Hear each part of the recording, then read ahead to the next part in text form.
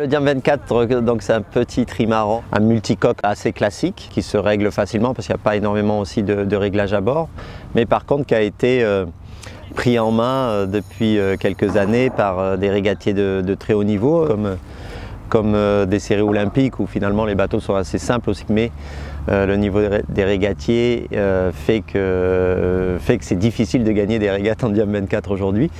Mais tant mieux, ça veut dire qu'il y a des vraies références lorsqu'on navigue en Diam 24 autour de soi et les erreurs elles se payent cash et la victoire est très jolie parce que évidemment pas simple à obtenir. Comme c'est un bateau accessible et financièrement aussi assez accessible, il y a eu beaucoup de jeunes déjà qui ont navigué sur ces bateaux-là avec un objectif, le Tour de France à la voile. Et donc c'est une vraie école, et c'est déjà le cas, une vraie école pour les jeunes talentueux. Et forcément, s'ils ont une ambition au-delà du Diam, ont acquis avec le Diam de l'expérience. C'est un bateau un peu intermédiaire entre des bateaux de régate pure comme les Formule 18, des petits catamarans de course et des bateaux de large. Donc c'est entre les deux.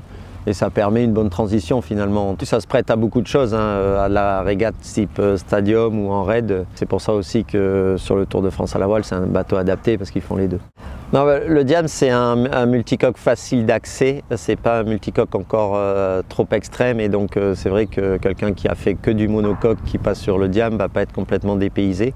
Bien au contraire, c'est forcément un peu plus plaisant qu'un monocoque parce que ça va vite, ça accélère. Les changements dans les régates aussi tactiques, les changements peuvent être très francs.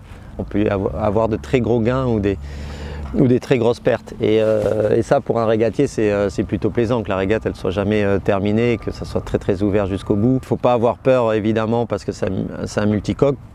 C'est pas un multicoque qui chavire facilement. Il y a eu quelques chavirages, mais c'est finalement très rare. Et il faut vraiment le vouloir pour chavirer sur ce bateau-là. Donc ça reste un multicoque bien assagi. Donc allez-y, essayez, et puis je pense que vous serez comblés.